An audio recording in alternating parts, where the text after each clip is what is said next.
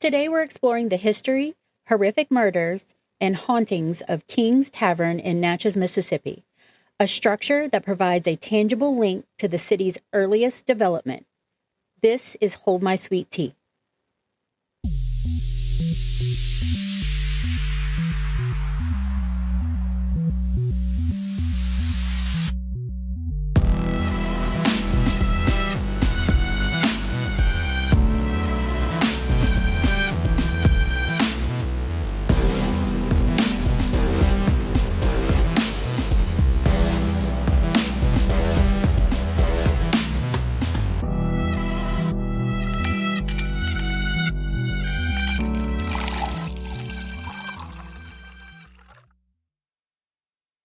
Hello, sweet tea enthusiasts. I'm Pearl. And I'm Holly. So I read an interesting article this morning, and I thought I would share it with everybody before we dive into today's story. Yes, girl, share that stuff. Share it like y'all should be sharing our podcast. That's right. We are so appreciative of everybody who shares our podcast and likes it and comments. Like that helps us get seen, and that helps us get more we do audience. Need reviews. Yes. Reviews. Yes, those. We need reviews. Lots of them. Yeah, that's like one thing we're not getting a lot of. Like I see comments on our posts, comments on our episodes on like Spotify. Nobody's really commented on like Apple Music or Amazon or anything like that. Liking each individual episode, if that's a possibility on whatever platform you're listening on, helps. Like just stuff to make us be seen in search results when people just push the button podcast. Because, you know, the only way that's happening is if we can get our ratings up. So it's like listening to the full episodes, liking, sharing, collecting, following, and especially reviewing. All those things. Yeah. So like we appreciate everybody who listens, but just take that extra little second to go click and, you know, do those little things. It would just help us out tremendously. So the article that I read this morning was a South Carolina man who had killed his ex-girlfriend's parents with a baseball bat. Golly. Yeah. He was on death row, and Friday, he was the first U.S. prisoner in 15 years to die by firing squad. Oh, my goodness. Yeah. But it wasn't like, oh, we're going to take you out here and shoot you. He had a choice. Oh, well, that's interesting. So he was 67-year-old Brad Sigmund. He had a choice between the electric chair. He said he didn't want to fry. He had a choice between lethal injection, and he didn't want the phenobarbital to drown his lungs. So he chose firing squad. Interesting. Yeah. But I guess, like... I guess if you're going out, like, it's an instantaneous thing because you never know with the other two. They're a little unpredictable depending on this. And he was a bigger guy, so, you know, it might have taken a good air frying and... Air frying. It might have taken longer, yeah. You know. 20 minutes at 390. All right. I don't know. Turn up the heat. But he chose death by firing squad. So they armed 3 volunteer prison guards, prison employees, they said. They were 15 feet away from him when he sat in the chair. They had a black jumpsuit with a hood over his head, a white target with a red bullseye over his chest. Wow. Yeah. And I guess, so the guards or employees or whatever volunteered for this. Like, that's something you have to live with the rest of your life. Right. But I think usually when they do that, only one of them has a bullet, so they don't know who, I guess, where it came from. Maybe 2 blanks, 1 bullet. Maybe. And so they all fire at the same time through openings in a wall. So they're not like so visible. They don't even have to see it. Right. They don't have to see it. They don't have to see this guy getting struck and dying or anything. But they can see the target. Right. And that's well, I guess so. Like they're on the target and everything, and then they're behind this like a chamber separated by like Gotcha. a wall. Okay. And there's like bullet resistant glass and everything. So when they shot, the bullet goes in, and they said that during the 2 minutes that elapsed, like there was some heavy breaths, and then the hood was placed on, and then the shots were fired within that time. And so he didn't even know when it was coming. He just knew it was happening. It was about to happen when they put the hood on him and everything. So the prisoner couldn't see it coming either. Okay. And flinch or tense up or anything. So he didn't know. That's some crazy medieval stuff there. Not medieval, but No, but that's a long.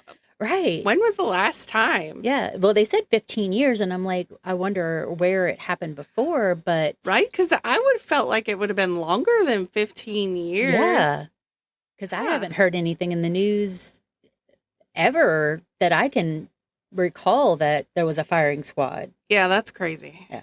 But yeah, that was a crazy little story, and don't get on death row. But if you do, firing squad. Yeah. I mean, if you get to choose. Quick and dirty. So we're going to dive into my little short story today. Like I said, took place in Natchez, Mississippi at the King's Tavern. So before this establishment, known as the King's Tavern, was originally built as a blockhouse for Fort Panmure. Blockhouses were usually like small forts with one or more rooms with like small holes allowing defenders to fire rifles and handguns in various directions. They just kind of hunkered down and pew-pewed out the little holes. Pew-pew. Pew-pew. The fort was originally established by the French in 1716, named Fort Rosalie. It was a key part of the French colonial efforts in the region following the French and Indian War, or the 7-Year War. Mm-hmm. The 1763 Treaty of Paris resulted in the British gaining control of the area. The British then renamed the Fort Rosalie to Fort Panmure in honor of William Mull, the Earl of Panmure. I thought I would say it like that because it sounded fancy. So in 1789, Richard King acquired, the fort, and he converted the building into a tavern and inn known as King's Tavern. So the economic context of the tavern is significant. Prior to widespread use of steamboats, Natchez was a key trading post. So they would come down from the Ohio Valley with these flatboats and stop along the way doing trading, selling of goods, just drifting on down the Mississippi River. Since the flatboat merchants couldn't float back home against the current because it flows to the Gulf, it doesn't flow back the other way, the last items were sold were their actual flatboats. And I get like Tom Sawyer vision in my head. Yes, very much so. And like they just brought their little wares down. And you think of flatboats, it's like a little raft. Right. You're thinking of the Mississippi River and you're like, are they barges? No, they were not barges. They were not huge. They were just these little flatboats with certain things that they could load on there, and they would just row their way down the river and like a pontoon. Right. And sell things along the way where they docked. And then when they either got to Natchez or to New Orleans, depending on how far they were going, they would sell the flatboats. So the wood used for the flatboats was a type of recycling at the time. Yeah. So King's Tavern was built with wood from the old flatboats on top of the brick building that was the old fort. Cool. So they used that as the base. So it was kind of like a brick building kind of dug down in the ground. So that was kind of a basement level. And then you go up into the restaurant and then the inn at the top. The tavern became a point of interaction for those involved in this trade, including boatmen and merchants. It served like not only as a place of lodging and refreshment, but also as a location for mail distribution. this made it a social and communication hub for the community. So everybody kind of hung out at the King Tavern. Mm-hmm. And got their mail. Got a little drinky drink. I mean, sometimes I feel like I need a drinky drink to open my mail. Exactly. I don't like that, Bill. I need a drink. But undoubtedly, the merchants and boatmen stopped for a drink or two at King's Tavern before leaving Natchez. Then they traveled home, or at least as far as Nashville, where some of them came from. Some of them were from the Ohio Valley, via land on the old Natchez Trace. It would run all through there, so they would hike back up. I mean, that's a long way. Yeah, I was going to say that's on very foot. Scenic. Very. And long now. So I'm like, walking? Right. Hiking? Yikes. Yeah. Okay. So they float down the river and then hike back up all the way where they came from or wherever their home is. I'm like, that's a little insanity, but okay. But it was a wilderness road that originated from a series of trails used by the southeastern Native American tribes. While providing a land route for travel and trade, it also became known for criminal activity. Because, of course, people can't just be good and use it as a trail. They have to have people who want to commit crimes along the way. Was the tribe your family belonged to, local? It's Chickasaw, so it was definitely up in that area, Gotcha. Tennessee, Oklahoma, all in the hills and the mountains. And okay. Yeah. I was just curious. Yep. This is where the notorious Harp brothers, who were among the most feared bandits of the old Natchez Trace, came into play. The wilderness frontier west of the Appalachians. Did I say that right? Appalachian? Sure. Okay. I always second guess myself when I say it. And I'm like... Some people are Appalachian. Yeah. Appalachian. I feel like it's all right. Yeah. Okay. Well, I'm sorry if I offended anybody, but I'm going to say Appalachian because that's how I've always said it. So the wilderness frontier west of the Appalachians and the sparsity of settlements allowed the Harps all the freedom to commit their crimes from Kentucky down to Mississippi. So they were just wreaking havoc all over the place. Oh. Yeah. But unlike most outlaws, the Harp brothers were motivated by bloodlust rather than financial gain. They did steal things from people, but they enjoyed the fear and suffering of people who crossed their paths. Yeah. Real crazies. Yeah.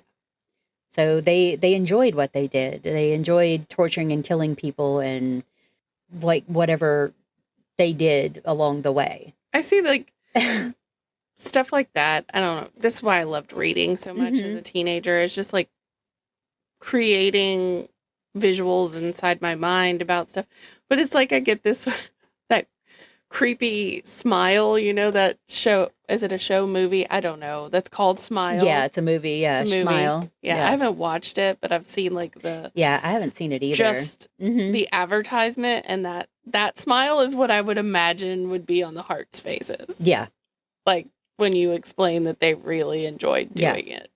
They were just yes, bloodlust. Let's get it.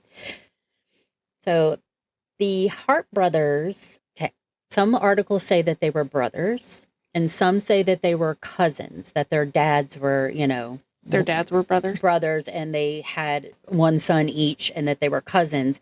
But little is known about the origins of them, so we're just going to say brothers for now, because that's how most of the articles that I've read about them describe them.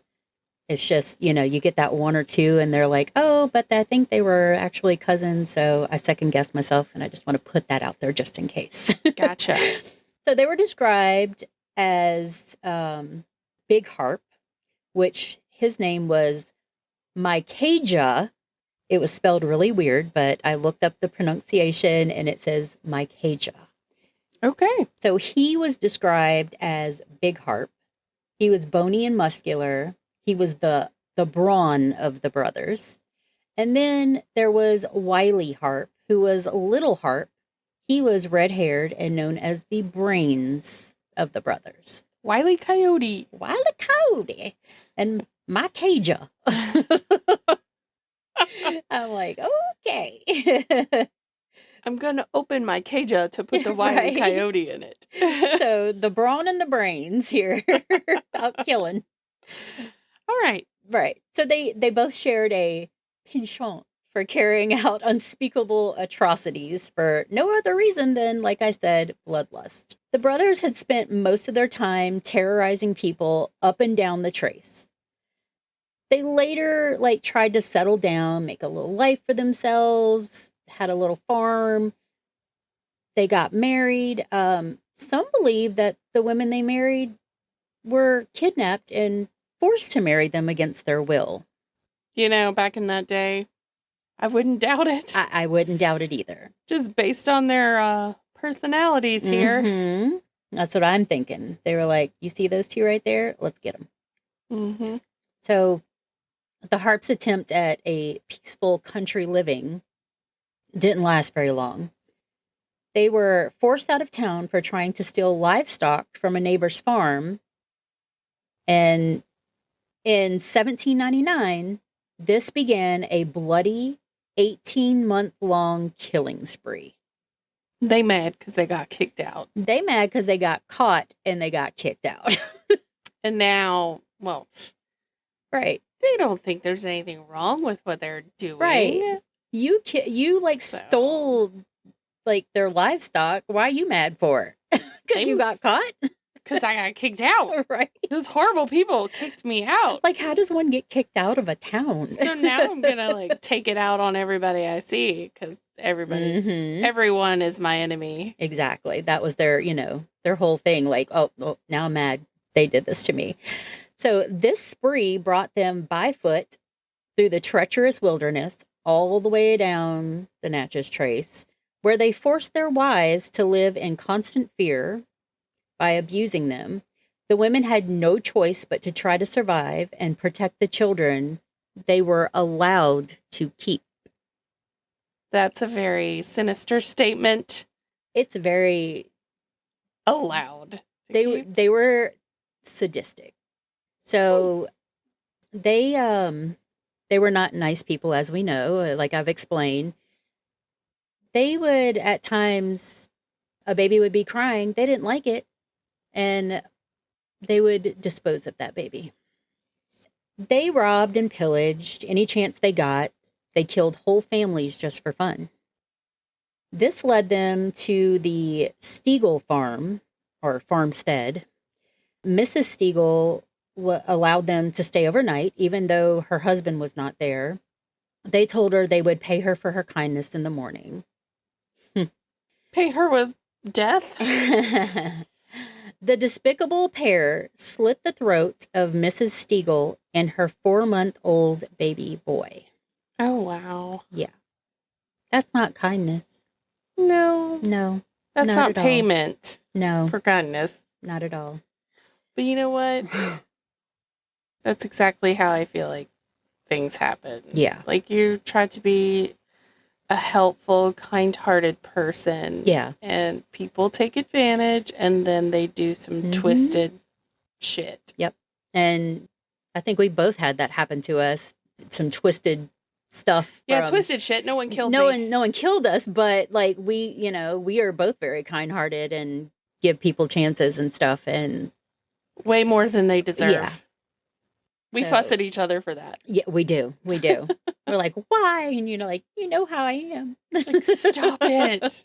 And then you're like, yeah, but you don't stop it. I know. Right.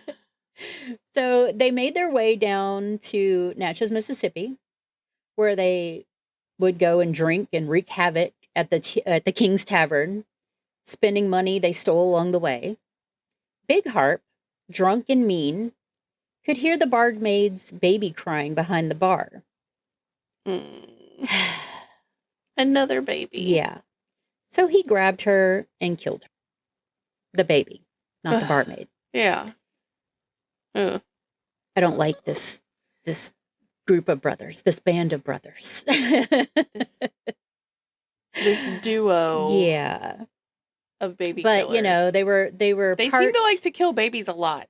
They're part of the story, so I had to include them.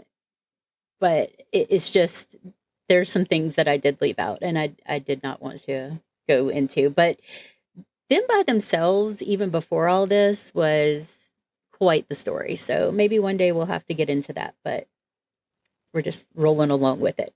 So in the meantime, Mr. Stiegel had found his wife and child dead at the farmstead. So he rounded up a posse because, a neighbor had seen the men who had done this. Yay. So he wanted to track down the Harps. And when he caught up with them, they shot Big Harp in the back, and Stiegel took a blade and chopped his head off. Go ahead, Stiegel. Yes. Mr. Stiegel. Go for it. So he mounted his head on a pole at a crossroad, which is still called Harp's Head Road to this day. Oh, fun times. Yeah. So he did this as a warning, like his brother Little Harp had got away, but he did this as a like, don't come back here because you're next. You. Yeah, you're next. So his little brother Wiley Harp escaped and joined up with the Sam Mason gang. Sam Mason was another notorious Trace outlaw, not as, I guess, horrible as the Harps, but... Was he also a baby killer? I don't think he was a baby killer, which is why I said not as horrible, but like he still was... Pretty bad. Yeah. Okay. Committing crimes and killing people. So he was known for leaving messages after his crimes, often in the blood of his murdered victims, proudly stating, "Done by Mason of the Woods." I'm like, okay.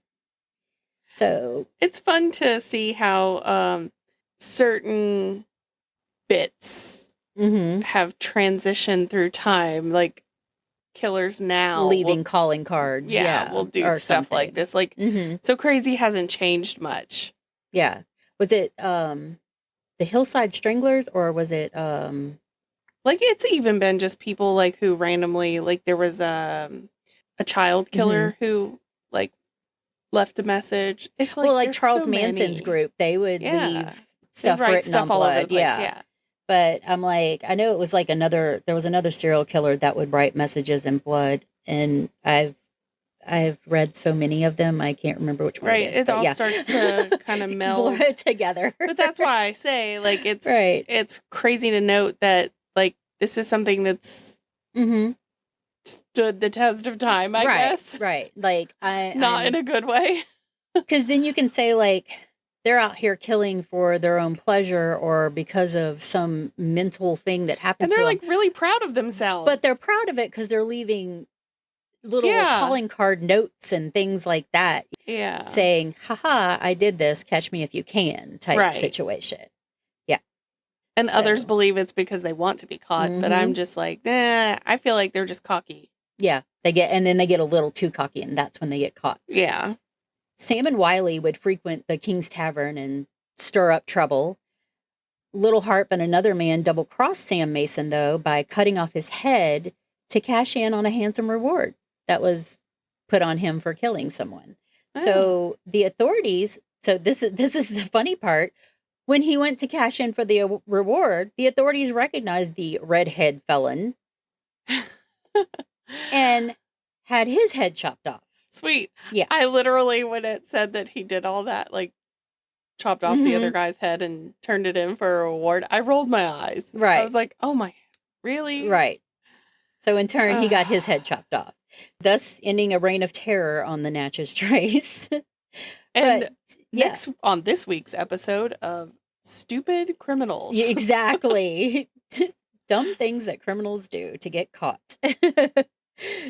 In a weird turn of events, the Harp brothers became known as America's first serial killers, with over 50 victims that they knew of. Did they count the babies? Because that's the part that bothers me. That they, like... Right. Was it just the adults, or, that they were like, babies, Yeah. Yeah. It's disgusting. But, so they were kind of known as, like, America's first serial killers.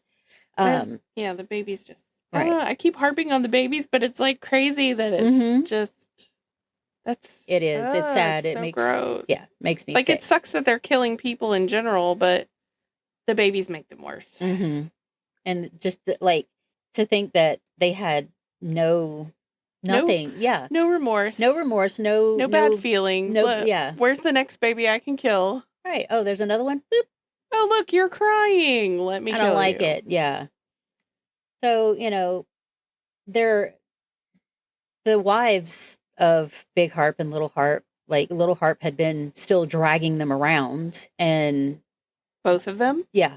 Wow. And okay. Because they had nowhere to go. They were scared, and they were alone, and they were trying to protect their babies that they did have, because they were sexually assaulted consistently. So they were still, having babies.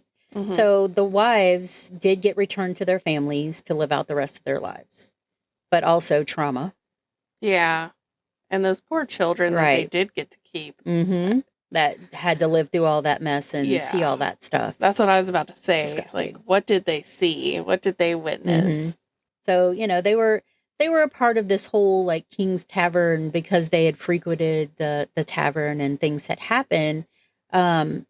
King's Tavern had its share of scandal, murder, and hauntings. So it had been reported on numerous occasions by staff, guests, people who were staying in rooms upstairs, that they could hear a baby crying. When investigated, there's no baby in the building. Oh. Yeah. So this is believed to be the barmaid's baby that was killed by Micajah Harp. And even to this day, when I say to this day, to when it was open, people would report hearing a baby crying. And they were like, why is this baby still crying? And why is there a baby in a bar? Right. No, well, it was converted to a restaurant. So in later years, but I know what you're talking about though. Sweet Home Alabama. No, was it? Yes. Yeah, it's Sweet Home Alabama. Yeah. I was like, wait a minute. Am I getting the right movie? So Mr. King, the original owner that had built the bar over the fort and everything, he had hired a beautiful young woman named Madeline. He was smitten by her and her beauty. So he's like, oh, I'll give you a job. Sure. Because you hot. Yeah. So not long after, Mr. King and Madeline began an affair. They hid their affair for a while, but the flirtatious goings-on in the tavern made Mrs. King suspicious. Dirty bird. Right. So eventually she caught them in the act, and she used her jeweled Spanish dagger to stab Madeline to death. Why is she only stabbing Madeline? I know. I'm like, it's not Madeline's fault. Madeline didn't marry you. Exactly. That's your husband out here doing things. She then stuffed the body in the walls along with the murder weapon. Oh, fun time. I'm like, look at him just stuffing bodies in the wall. I wonder if her husband helped. Probably. She's like, look, you're going to help stuff this woman in the wall, or I'm going to kill you with this jeweled dagger. Which is what, I mean, that was some misplaced punishment right there. In the 1930s, the tavern had changed hands several times and everything. And in the 1930s, the new owner of the tavern had started renovations. He hired workers to take down a wall that had a brick fireplace, because he was, I guess, maybe putting some pipes in or doing something like that. They discovered in the wall 3 human skeletons. Okay. Yeah. 2 male, 1 female. And a Spanish jeweled dagger was also found among the bones. She killed some more people, or was these bodies someone else stashed there? So nobody can say who the men were. Okay. But the residents of Natchez strongly believe that the woman was Madeline, because they found the jeweled dagger and everything. Sure. So yeah, makes sense. Yeah. So they didn't really confirm who the men were. Because it was so long ago, I don't know if they could recreate any facial structures if they put it all together. But I'm sure they weren't doing that back then anyway. So. Right. But Madeline is believed to be responsible for like much of the mischief that happens in the tavern. Okay. So there's sightings of a young woman in old-fashioned clothes. Like a face will suddenly appear in the windows or mirrors and then disappear, like where guests are staying there. There'll be on the beds upstairs, warm spots, like where somebody had been sitting. Oh. And I remember going to the Myrtles plantation, and we were going through, they were doing the whole tour and everything. And in the men's parlor, there was like a little settee couch, and they would say like they'll go through and fluff those cushions every day. And at some point during the day, just random times, there'll be an indention where somebody like had sat down, but nobody's sitting there because they don't allow people to sit on the furniture. Right. Like all of a sudden they'll go to do another tour and there's this big indention where somebody, it looks like they sat down, because that place is like severely haunted. Yeah. So they say, and then there's a billion stories about debunking the Myrtles, right? And whatever. No. I'm like, I've been there a billion times. You definitely get the vibe. It's there. Yeah. That creepy feeling. Right. Speaking of vibes, I'm going to cut in for just a quick second. Sure. I literally do not know what is going on with my master closet. Mm-hmm. It's inside my master bathroom. Yeah. I have like a big closet at the end and the door is shut. But it's like randomly, I think that the cat's stuck in my closet or something because I hear the door shake. Mm-hmm. And I open the door and there's nothing there. Yeah, that's a little scary. And it happens a lot. Like we have like a pony wall. Mm-hmm. And then the toilet. Yeah. And then the closet. And so you'll be like peeing and all of a sudden rattle, rattle, rattle. And I'm like, you're like, stop it. Yeah. Like, no. I would just knock on the door and be like, quit. Well, I don't even knock on the door. I'm like, look, you can obviously go wherever you want. Get out. Get out of my closet. Go rattle one of the kids' doors. Like, go bother somebody else. Right. Yeah. It's bad enough I spent how many years with kids watching me pee. Then I've transitioned to dogs watching me pee. I don't need ghostesses rattling my door. Right. Just leave me alone and let me pee in peace. Oh my gosh. Oh my goodness. Yeah, that I would be getting mad at that point. I'd be like, stop. Yeah. I say that more often than you know.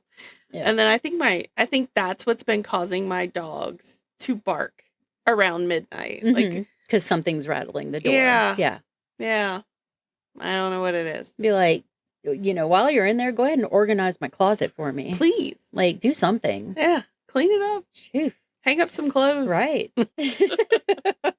That's how I view a ghost. I'm like, all that laundry I just like tossed on top of the dresser inside the closet. Can you just hang that up for me while you're in there? That'd be me living with a ghost. Since you're gonna be here, can you like pay rent or something? Help out. Jeez. Some ghost money. Do some chores. Right.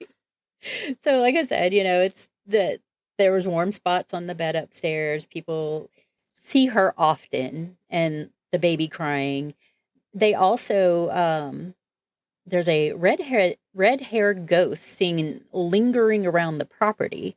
Some believe it could be Wiley Harp, and he's always got like this ominous look on his face. So I'm like, that's probably him.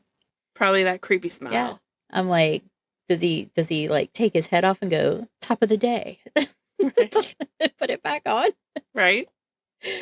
But, people like visitors come to King's Tavern for the prime rib, but they stay in hopes of seeing Madeline or one of the other ghosts on the property. Or So hearing babies cry. Yeah, or hearing babies cry. And I'm like, that's a cool little piece of history about Natchez, because I've been through Natchez before, but I've never like really, knew that there was a haunted hotspot. So now we're going to have to go. Yeah.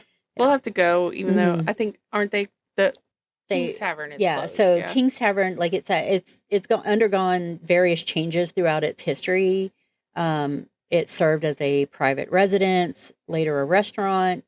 It's also listed on the National Register of Historic Places.